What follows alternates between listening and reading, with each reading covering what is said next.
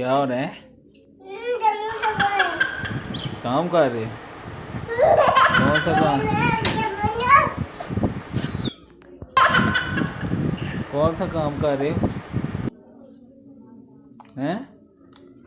हाँ, क्या कर रहे हो?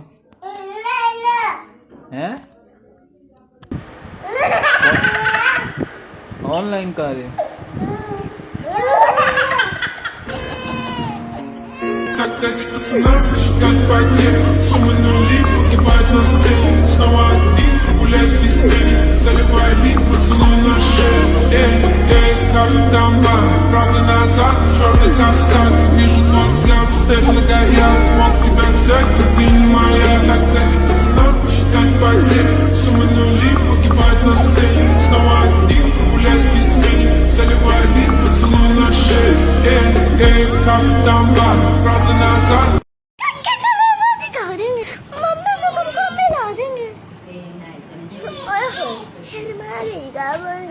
मम्मी आ गई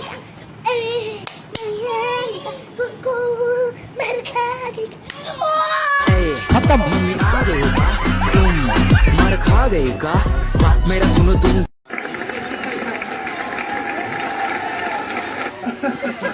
कसमें देख की हाल है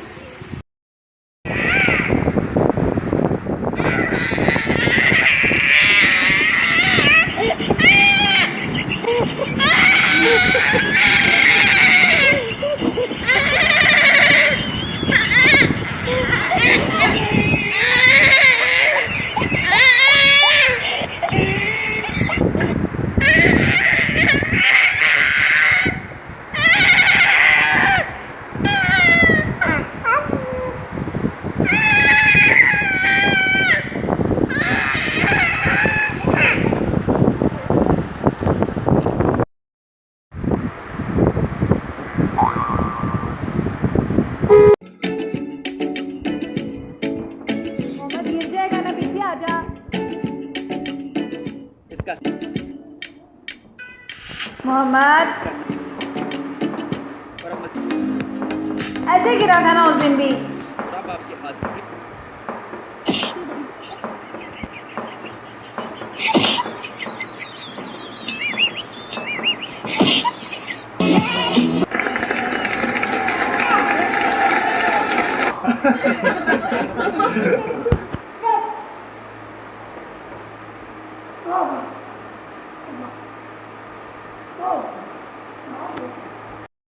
अल्लाह अल्लाह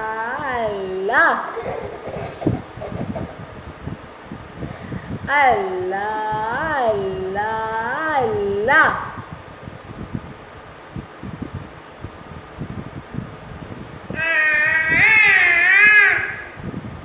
अल्लाह अल्लाह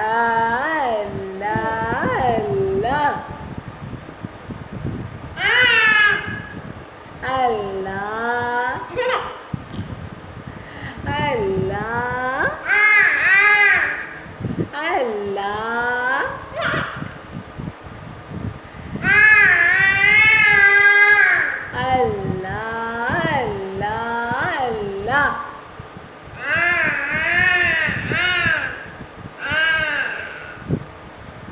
अल्लाह अल्लाह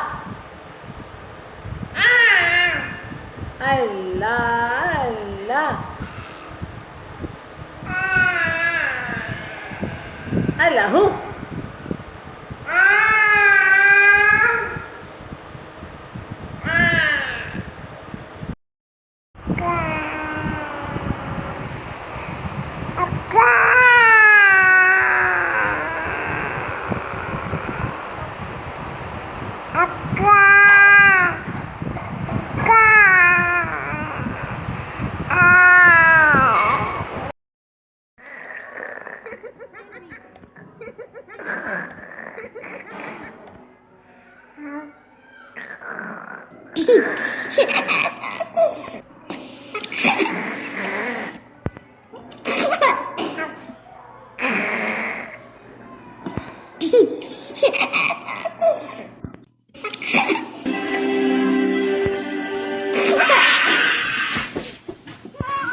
कुर्बानी लई ਬੱਕਰੇ ਨੂੰ ਟਾਇਆ ਸੀ ਖਲ ਨਹੀਂ ਲੱਥੀ ਅਜੇ ਟੋਲਾ ਨਵਾਇਆ ਸੀ 5-7 ਸਾਲ ਮੇਰੇ ਨਾਲ ਘਰ ਵਾਲੀਆਂ 3-4 ਮੇਰੀਆਂ ਜ਼ਾਫੀ ਸਨ ਸਾਲੀਆਂ ਤੇ ਆਕੇ ਮਹਿਮਾਨਾਂ ਸਾਡਾ ਕੀਤਾ ਬੁਰਾ ਹਾਲ ਸੀ 30-40 ਨਾਲ ਜਿਹੜੇ ਬਾਲ ਲੈ ਆਏ ਸੀ ਤੇ ਫਜਰੇ ਹੀ ਦੁੱਧ ਜਿਹੜਾ ਮੈਂ ਮੰਗਵਾਇਆ ਸੀ ਚੁੱਕ ਕੇ ਤੇ ਉਹਨਾਂ ਸਾਰਾ ਸੀਟਰਾਂ ਚ ਪਾਇਆ ਸੀ ਤੇ ਕਹਿਣ ਲੱਗੇ ਭਾਈਜਾਨ ਗੱਲ ਸੁਣਿਆ ਕੇ ਦੁੱਧ ਸਾਡੇ ਬਾਲਾਂ ਨੂੰ ਦਿਓ ਮੰਗਵਾ ਕੇ ਤੇ 4 ਡਾਲੇ ਬੋਤਲਾਂ ਦੇ ਹੱਟੀ ਤੋਂ ਮਗਾਏ ਸੀ ਹਜੇ ਵੀ ਪਰੋਣਿਆਂ ਨੂੰ ਪੂਰੇ ਨਹੀਂ ਆਏ ਸੀ ਤੇ ਬੱਕਰੇ ਦਾ ਪੂਰਾ ਅਸੀਂ ਬੱਕਰਾ ਪਕਾ ਲਿਆ ਰੋਟੀ ਖਾਣ ਲਈ ਮਹਿਮਾਨਾਂ ਨੂੰ ਬਿਠਾ ਲਿਆ ਤੇ ਪਹਿਲੀ ਸੱਟੇ ਉਹਨਾਂ ਸਾਰਾ ਸਾਲਣ ਮਕਾਇਆ ਸੀ ਰੋਟੀਆਂ ਲਿਆਓ ਭਾਈਜਾਨ ਰੋਲਾ ਉਹਨਾਂ ਪਾਇਆ ਸੀ ਤੇ ਉਹਨਾਂ ਮੇਰੀ ਸਦਕੇ ਆਖਿਆ ਜਨਾਨੀ ਨੂੰ ਇਹ ਵੀ ਕੋਈ ਬੱਕਰਾ ਏ ਰੋਵ ਕੁਰਬਾਨੀ ਨੂੰ ਰੱਖ ਲੈ ਜੀ ਨਾਲ ਉਹ ਜਿਹੜੀ ਵੀ ਲੈ ਗਏ ਰੱਬ ਰੱਖ ਜਾਂਦੀ ਵਾਰੀ ਸਾਨੂੰ ਸਿਓ ਕਹਿ ਗਏ ਵਾਰੀ ਕੇ ਸਫਾਈ ਸੀ ਭੁੱਖਿਆਂ ਰਹਿ ਕੇ ਇੰਜ ਕੈਫੀਦ ਮਨਾਈ ਸੀ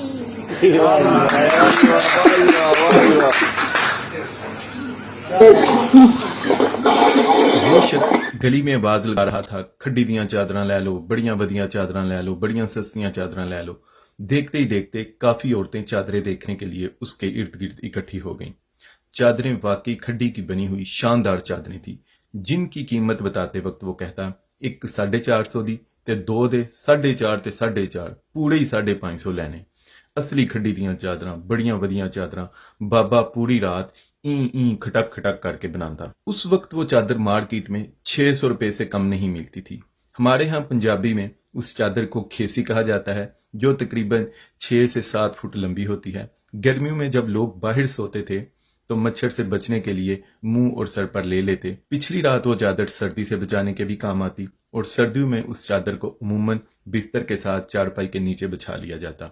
खैर वो चादर देखने में भी बहुत अच्छी थी और थी भी खड्डी की। सेल करते वक्त वो शख्स बार बार रिपीट करता एक 450 दी ते 2 दे 4.5 ते 4.5 पूरे ही 550 लेने। असली खड्डी दियां चादरां बड़ियां वधिया चादरां बाबा पूरी रात ई खटक खटक करके बनांदा। मुहल्ले के लोग समझने लगे कि ये कोई नहायत सादा अनपढ़ शख्स है जिसका दिमाग भी शायद पूरा सही है और वो अपना नुकसान कर रहा है। एक औरत बोली कि ये चादरें तुम्हारी अपनी हैं या किसी की बेच रहे हो? कहने लगा बाबे दियां ने, ये सारे पैसे घर जाके बाबे नू देने आ। फिर वही के बाबा सारी रात खड्डी ते ई खटक खटक करके बनांदा, ये सारे पैसे बाबे नू देने आ, बाबा बड़ा डाढ़ा है, बाबा बड़ा मारदा है। वो औरत उसे समझाने लगी कि देखो 450 और 450 900 होता है, तुम अपना नुकसान ना करो नहीं तो बाबा फिर तेनू मारेगा ही। उसने जेब से पैसे निकाल कर दिखाए जो कई 550 अलग अलग करके पड़े हुए थे। कहने लगा ये देखें पैसे, मैं पिछली गली में भी 2 चादरें 550 की देकर आया हूं। और आगे से फिर वही रिपीट करने लगा एक 450 दी ते 2 दे 4.5 ते 4.5 पूरे ही 550 लेने। असली खड्डी दियां चादरां बड़ियां वधिया चादरां बाबा पूरी रात ई खटक खटक करके बनांदा। एक और नौजवान ने समझाने की कोशिश की लेकिन बेसूद। एक औरत ने उसे पूछा कहाँ से आए हो? कहने लगा पिंडू आया। पूछा कौन से पिंडू? तो कहने लगा वो बड़ा दूर है, सुबह नेरे नेरे उठ के पहले शहर आना पैंदा है फिर अड्डे तो गड्डी लैके आंदे हैं। अल मुख्तसर उसके जवाबात किसी समझदार आदमी वाले नहीं लगते थे। लोग समझने लगे कि ये बेचारा सादा और पागल शख्स है, इतनी अच्छी चादरें इतनी सस्ती दे रहा है। वो शख्स एक वक्त में 1 या 2 चादरें ही सेल कर रहा था। असल में हर कोई 2 ही ले रहा था। अगर कोई 3 का पूछता तो वो 2 550 की और 1 450 की कहता। अगर कोई 4 मांगता तो वो 2 करके 550 की देता। और तूने 2 4 6 चादरें ली, कुछ ने एक दूसरी से उधार लेकर चादरें ली। हर औरत पैसे देने से पहले अच्छी तरह देखती कि चादर कहीं से फटी तो नहीं, पैसे देती लेकर चली जाती। उस शख्स ने काफी चादरें बेची और वहां से निकल गया और थोड़ी देर में ही गायब हो गया। शायद वो किसी गाड़ी वाले के साथ था जिससे चादरें लाद लाद कर गलियों में जाकर बेच रहा था। शाम का वक्त हुआ तो एक औरत दूसरी की तरफ, दूसरी तीसरी की तरफ, शाम को गली में फिर दोपहर की तरह का एक मेला सा लगा हुआ था। एक औरत कह रही थी कि मेरी चादरें छोटी हैं, चारपाई पर पूरी नहीं आती। दूसरी, तीसरी और चौथी भी यही कह रही थी। असल में उस चादर की लंबाई 5 फुट से भी कम थी। मच्छर से बचने के लिए अगर वो चादर मुंह पर लो तो पाँव नंगे, पाँव पर लो तो मुंह नंगा हो जाता। इसी तरह वो चादर चारपाई पर भी पूरी नहीं आती थी। वो चादर जिस मकसद के लिए ली गई थी वो मकसद पूरा नहीं करती थी। बनाते वक्त शायद गलती से वो चादरें छोटी बन गई। अब वो चादरें नकारा थी। मार्केट में दुकानदार लेने को तैयार न थे। औरतें चादर को गौर से देखने की बजाय उस बज़ाहिर सादा शख्स की बातों की तरफ ध्यान देती रहीं। चादर फटी पुरानी चेक करती रहीं, लेकिन किसी ने साइज की तरफ तवज्जो ही न दी। बज़ाहिर पागल नजर आने वाला शख्स सबको पागल बनाकर चूना लगाकर रफू चक्कर हो गया। बाद में पता चला कि वो शख्स कई और गांव में भी इसी तरह चादरें सेल करके गया था। कई दिन इलाके में उसकी बातें होती रहीं। मुझे उम्मीद है कि जलालपुर जट्टा के काफी लोगों को अब भी ये वाकया याद होगा।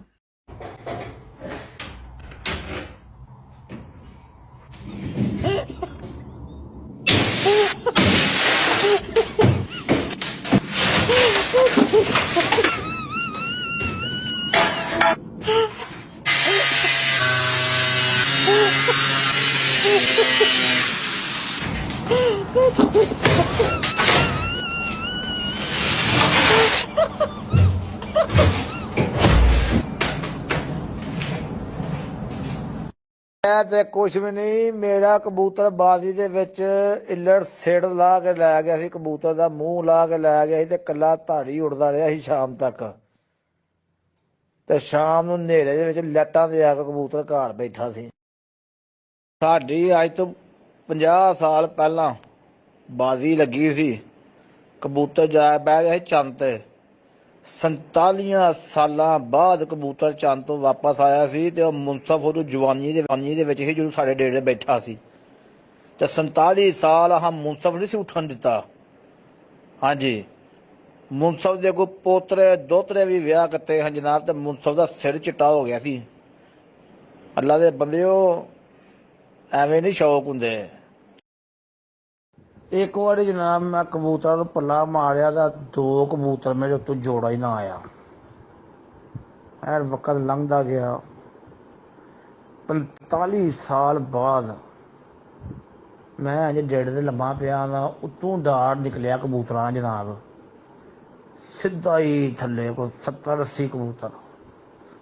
ਮੈਂ ਵੇਖਿਆ ਜੋੜਾ ਬੜਾ ਗੰਦਾ ਬੰਦਾ ਹੋਇਆ ਨਾ, ਕਬੂਤਰ ਤੇ ਆਪਣੇ ਜਾਉਂਦੇ। ਮੈਂ ਜਨਾਬ ਪਛਾਣ ਲਏ, ਪੈਰਾਂ 'ਚ ਕੜੀਆਂ ਹੀ ਮੇਰੀਆਂ। ਮੈਂ ਕਿਹਾ ਤੁਸੀਂ 45 ਸਾਲਾਂ ਬਾਅਦ ਆਏ ਹੋ, ਇਹ ਕਿੱਥੋਂ ਨਾਲ ਲਿਆਂਦੇ ਜੇ? ਉਹਨਾਂ ਕਿਹਾ ਲਾ ਲਿਆ ਸੀ ਚੰਦ ਤੇ ਟੁੱਟ ਗਏ ਹਾਂ। ਉੱਤੇ ਜਾ ਕੇ ਬੱਚੇ ਬੁੱਚੇ ਕੱਢਦੇ ਰਹੇ, ਸਾਰੀ ਆਪਣੀ ਬਰਾਦਰੀ ਨਾਲ ਲੈ ਕੇ ਆਏ ਆ। ਐਡੇ ਐਡੇ ਸਿਆਣੇ